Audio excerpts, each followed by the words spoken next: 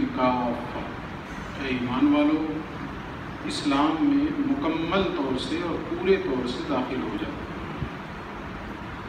ولا تتبعوا خطوات الشیطان، اور شیطان کے نقوش قدم کی پیروی نہ کرو۔ انہ لکم عدو مبین، یقیناً وہ تمہارا کھلا ہوا دشمن ہے۔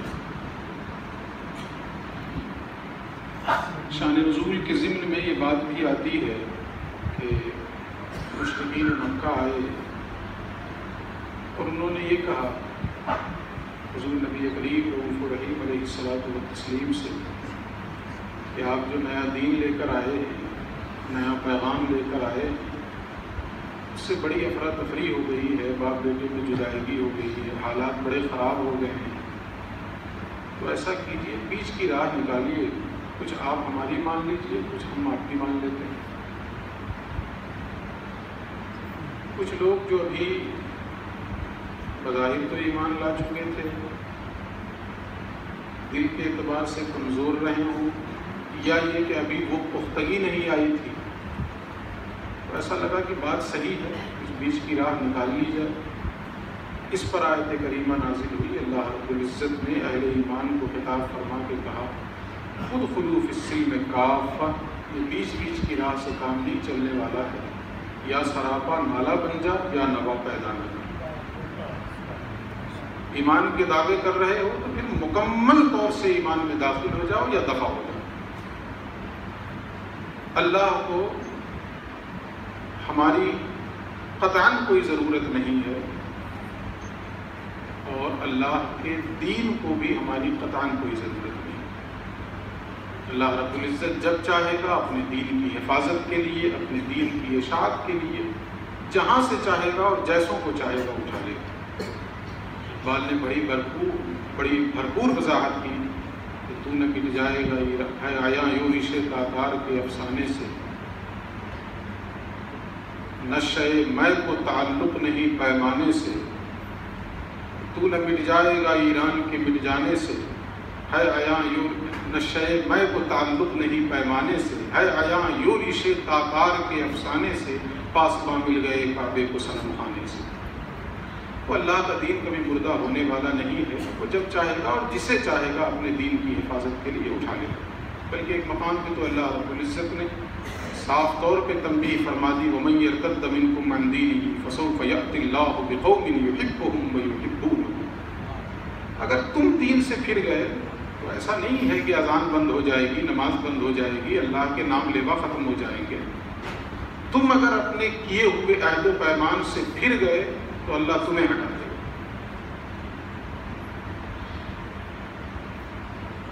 المیہ یہ ہے کہ ہمارے ذہن میں یہ چیز رچ بس گئی ہے کہ ہم تو خیر الامت ہیں، ہمارا کیا ہوگا؟ یہ چیز ذہن میں رکھنے والی ہے کہ خیر الامت ہم سے پہلے بھی تو کوئی تھی۔ پہلی بات تو اللہ رب العزت نے کسی امت کو اس مقام و منصب پہ نہیں فائز فرمایا، اس سے پہلے بھی تھی۔ خود قرآن کہتا ہے یا بنی اسرائیل اذکروا نعمتی التی انعمت علیکم وانی فضلتکم علی العالمین۔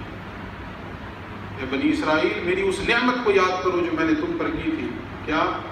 انی فضلتکم علی العالمین، کہ میں نے تمہیں سارے عالم پہ فضیلت عطا فرمائی تھی۔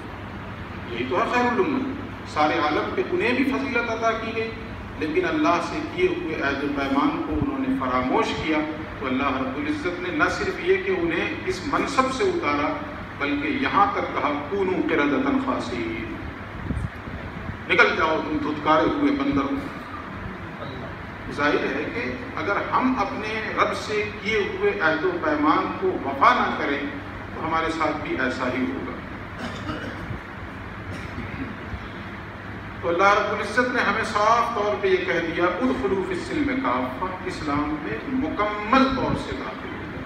اگر دوسرے لفظوں میں کہوں تو یوں سمجھیں کہ ہم سے جو مطالبہ ہے اللہ رب العزت کا وہ یہ ہے کہ کلی اطاعت کرو، جزوی اطاعت نہیں کرو، کلی اطاعت ہونا چاہیے۔ یہ نہیں کہ نماز بھی پڑھ رہے ہیں، رشوت بھی لے رہے ہیں، روزے بھی رکھ رہے ہیں، سود خوری بھی کر رہے ہیں، ایسی اطاعت مطلوب نہیں ہے، اور یہ اطاعت کل قیامت میں کام نہیں آنے والی ہے۔ کلی اطاعت اللہ رب العزت کو مطلوب ہے. اگر ہم ایمان کے دعوے کرتے ہیں تو کلی طور پہ اپنے پورے وجود کو اللہ کی بارگاہ میں جھکا دیں, نہیں تو دفع ہو جائیں, نکل جائیں. اب ایک سوال یہ پیدا ہوتا ہے کہ کون سا ایسا عمل ہے کہ جس عمل کو برتا جائے تو ہمارا اس آیت پہ عمل ہو جائے گا, ادخلوا فی السلم کافہ. میں نے پہلے ہی کہہ دیا ہے کہ میرے مخاطب طلبا ہیں, وہ بھی نچلے درجے. وہ کون سا عمل ہے کہ جس عمل کو کرنے کے بعد ہم یہ کہہ سکتے ہیں کہ ہاں اللہ رب العزت نے جس چیز کا ہمیں حکم دیا ہے ہم نے اسے بجا لایا, ادخلوا فی السلم کافہ پہ ہمارا عمل ہو گیا ہے. تو دو چیزیں, ایک ہے اللہ کی عبادت اور دوسرے ہے اس کے حبیب مکرم صلی اللہ علیہ وآلہ وسلم کا اتباع. اب یہ دو لفظ تو بڑے آسان لگتے ہیں سننے میں, اللہ کی عبادت, حضور کا اتباع. لفظ کبھی کبھی آسان لگتا ہے لیکن جب اس کو پریکٹیکلی انجام دینے کی بات آتی ہے, میں بولتا ہوں 10 لاکھ, تو لگا کیا اس میں, 1 لاکھ, لیکن 10 لاکھ کے سکے رکھ دیے جائیں سامنے اور کہا جائے ذرا اس کو گن کے بتاؤ. نہ جانے کتنے دن گزر جائیں گے ایک آدمی کے لیے اور کتنی راتیں گزر جائیں گی ان 10 لاکھ کے سکوں کو گننے. بول دینا تو بڑا آسان ہوتا ہے کہ چلو جی 2 لفظ ہے, اللہ کی عبادت, حضور کا اتباع. لیکن ہمارے اعمال کب عبادت کے زمرے میں آئیں گے اور کب اتباع کے زمرے میں آئیں گے, یہ محل غور. عبادت کب ہوگی اللہ کی اور حضور کا اتباع کب ہوگا. اس کے لیے 2 چیزیں, دونوں کے لیے 2 چیزیں. انہی 2 چیزوں کی نسبت اگر اللہ کی طرف کر دی جائے تو عبادت, اور انہی دونوں چیزوں کی نسبت اگر رسول کی طرف کر دی جائے تو اتباع. وہ 2 چیزیں کیا ہیں؟ اطاعت پلس شدید محبت. اللہ کی اطاعت بھی ہو, فرما برداری بھی ہو, لیکن اس فرما برداری کے اندر شدید محبت کا جذبہ چھپا ہوا ہو, تب یہ عمل عبادت ہوگا. اور شدید محبت نہیں ہے تو یہ عبادت نہیں ہے. شدید محبت. حضور کا اتباع کب ہوگا؟ جب حضور کی اطاعت ہو, حضور کی فرما برداری ہو اور اس کے ساتھ ساتھ شدید محبت ہو. حضور سے صرف محبت نہیں, شدید محبت, جس کو قرآن میں احبہ کے لفظ سے تعبیر کیا گیا.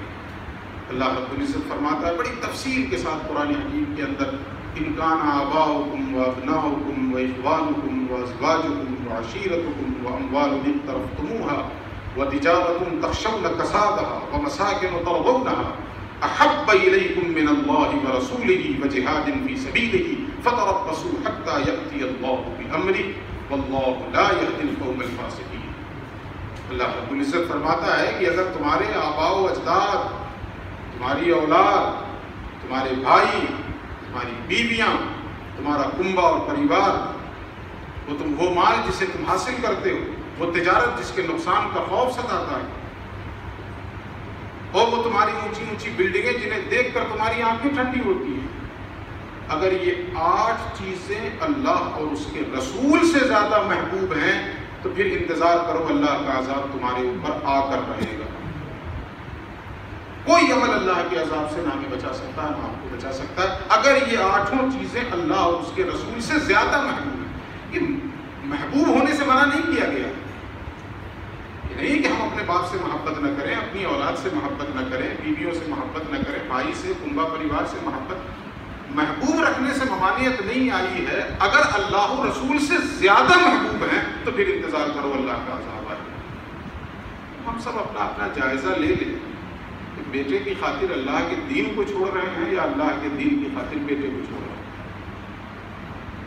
اگر دونوں چیزوں میں تصادم ہو جائے, یا تو بیٹے کو لے لو یا دین کو لے لو, تو ہمارے ایمان کی کمزوری کا تو یہ عالم ہے کہ دین کے لیے اللہ اللہ خیر صلی اللہ, بیٹے کو دونوں ہاتھوں سے پکڑ لیں. لیکن ہمارے سامنے تو صحابہ کی تاریخ بھری پڑی ہے, باپ کو بھی چھوڑا ہے, بیٹے کو بھی چھوڑا ہے, بھائی کو بھی چھوڑا ہے. کیوں نہیں ان کے بارے میں کہتے ہیں کہ پاگل تھے کیا؟ ان کی اسی شان کو ہم بڑے فخر کے ساتھ بیان کرتے ہیں اور ترے امتیاز سمجھتے ہیں کہ اللہ کے دین کو اس شان سے گلے لگایا کہ جو جو چیزیں دین کی راہ میں رکاوٹ بنتی گئی, یہ اکثر سب کو چھوڑ دیا. اور آج اگر اس قسم کی حالت پیدا ہو جائے کہ جو چیزیں دین میں رکاوٹ بن رہی ہو، اگر انسان اس سے کنارہ کش ہوتا ہے خاموشی کے ساتھ، تو ہم اس کو تان و تشنیع کا شکار بناتے ہیں، اس کو بے وقوف کہتے ہیں، اس کو جاہل کہتے ہیں، اس کو گنوار کہتے ہیں، کچھ آتا نہیں ہے، اس کو حقوق نہیں معلوم، سارے حقوق بعد میں ہیں، اللہ کا حق پہلے ہے۔ اللہ ہی کے حقوق کی حق تلفی ہو جائے تو باقی حقوق ادا کر کے کیا کرنا ہے؟ تو قرآن نے صاف لفظوں میں کہہ دیا کہ یہ 8 چیزیں، اور صحابہ کرام کی زندگی میں بڑے فخر کے ساتھ یہ کہا جا سکتا ہے کہ یہ 8 چیزیں آئی ہیں۔ باپ کو بھی چھوڑا، بیٹے کو بھی چھوڑا، بھائی کو بھی چھوڑا، بیوی کو بھی چھوڑا، کنبہ اور پریوار کو بھی چھوڑا، مال کو بھی چھوڑا، تجارت کو بھی چھوڑا، اپنے محلات اور اپنی بلڈنگوں کو بھی تج دیا، اور صرف اللہ اور اس کے رسول کی رضا کی خاطر سب کچھ چھوڑ کر ہجرت کر گئے۔ تو زندگی میں موجود ہے، ہمارے سامنے تاریخ ہے، کوئی ایسا نہیں ہے کہ ہم چوتھے فلک کے قصے سنا رہے ہیں۔ صحابہ کرام کی عملی زندگی ہمارے سامنے، تو اللہ کی عبادت یوں ہی نہیں بن جائے گی کہ ہم 5 وقت ڈنڈوت کر لیں، میں ڈنڈوت کا لفظ بول رہا ہوں، 5 وقت ہم ڈنڈوت کر لیں تو یہ عبادت ہو جائے گی، نہیں۔ اس عمل کے پیچھے اللہ سے شدید محبت کا جذبہ چھپا ہوا ہو، تب یہ عبادت۔ اور اسی طریقے سے ہمارے پائجامے بھی ٹخنے سے اوپر ہیں، ہمارا لباس بھی سنتوں کے مطابق ہے، ہم پانی پیتے وقت بڑے زور و شور کے ساتھ ٹوپی نہیں لگایا تم نے، سر پہ کچھ رکھا نہیں تم نے، اس شد و مت کے ساتھ یہ کہ سنتوں پہ عمل ہونا چاہیے، اگرچہ علم نہیں ہے کہ یہ سنت ہے تو کس درجے کی ہے، خدا ہے کہ زوائد ہے یہ بھی پتہ نہیں ہے، لیکن اس پر یہ کہ ہم ایک دوسرے کو پتہ نہیں کیا کیا کہہ بیٹھتے ہیں۔ اس ساری شد و مت کے باوجود بھی انسان دیکھ لے کیا رسول اللہ سے شدید محبت اس کے سینے میں ہے، اس کے قلب کے اندر ہے۔ مسلمان اپنے دل سے پوچھ، ملا سے نہ پوچھ۔ حضور خود فرماتے ہیں اپنے دل سے فتویٰ پوچھو، کہیں جانے کی ضرورت نہیں ہے، کسی دارالفتہ میں جانے کی ضرورت نہیں ہے، کسی مفتی کے پاس جانے کی ضرورت نہیں، ہم سب اپنے دل سے پوچھ لیں، فتویٰ مانگ لیں کہ ہمیں اللہ اور اس کے رسول سے شدید محبت ہے یا نہیں ہے۔ ہمارا دل بتا دے گا، خود گواہی دے دے گا۔ رات کو ہم بستر پہ جائیں، تھوڑی دیر کے لیے اپنا محاسبہ بھی کر لیں، پتہ چل جائے گا۔ خود حضور نبی اکرم صلی اللہ علیہ وآلہ وسلم یہاں پہ دونوں چیزیں، ایک ایسے 2 حدیثیں ہیں اور عجیب اتفاق ہے کہ دونوں کی ساخت ایک سی ہے، دونوں کا سانچہ ایک سا ہے، دونوں کا پیمانہ ایک سا ہے، دونوں حدیث شروع ہوتی ہے لا یؤمن احدکم سے، اور یہ دونوں چیزیں ان دونوں حدیثوں میں موجود ہیں، اطاعت بھی اور شدید محبت بھی۔ غلطی سے المیہ ہے ہم سنیوں کا کہ ہم نے ہمیشہ تقریروں میں صرف ایک حدیث سنائی ہے عوام، اور عوام بھی خوش ہے۔ بسا اوقات جو ایک بڑی مشہور آیت ہے ان کنتم تحبون اللہ فاتبعونی، اس آیت کو بھی ہم دوسرے کے رد میں پیش کرتے ہیں۔ عجیب المیہ ہے کہ اس آیت کو بھی، جس میں اللہ صاف کہہ رہا ہے کہ اگر تم اللہ سے محبت کا دعویٰ کرتے ہو، اپنے حبیب سے کہلوا رہا ہے کہ حبیب آپ کہہ دیں کہ اگر تم اللہ سے محبت کے دعوے کرتے ہو فاتبعونی، اتباع کرو میری، اور ہم لوگ اس آیت کو دوسرے کے رد میں پیش کرتے ہیں کہ دیکھو تم رسول کی شان کم کرتے ہو، یہ ہے رسول کی شان۔ ہماری زندگی میں اتباع کتنی ہے رسول کی، یہ تو اپنے اوپر پیش کرنے کی آیت تھی۔ ہم جو بلند بانگ دعوے کر رہے ہیں وہ دعویٰ صادق کب ہوگا؟ فاتبعونی، جب ہماری زندگی اللہ کے رسول کی اتباع میں گزر رہی تب دعویٰ صادق ہے، نعروں سے دعویٰ صادق نہیں ہوگا۔ یہ آیت جو ہمارے لیے ایک مہمیز کا کام کر رہی تھی، درس عبرت تھی، اس آیت کو بھی ہم نے دوسروں کے رد میں پیش کرنا شروع کر دیا۔ 2 حدیثیں اللہ کے نبی فرماتے ہیں تم میں کا کوئی شخص مومن ہی نہیں ہو سکتا جب تک کہ میں اس کے نزدیک اس کے ماں باپ، اس کی اولاد، حتیٰ کہ سارے انسانوں سے زیادہ محبوب نہ ہو جائے۔ یہ ہو گئی شدید محبت، لیکن اس میں ایک چیز اور اضافہ کر لیں، اپنی جان سے بھی زیادہ محبت۔ چنانچہ خود ایک موقع پر حضور حضرت عمر سے پوچھتے ہیں عمر تمہیں مجھ سے کتنی محبت ہے؟ یہ سوال ہی بتا رہا ہے کہ دونوں میں شدید محبت ہے، یہ سوال ہی بتا رہا ہے۔ الہ آباد اسٹیشن سے نکل کے رکشے پہ بیٹھیں گے تو اس سے تو نہیں پوچھیں گے آپ کو مجھ سے کتنی محبت ہے۔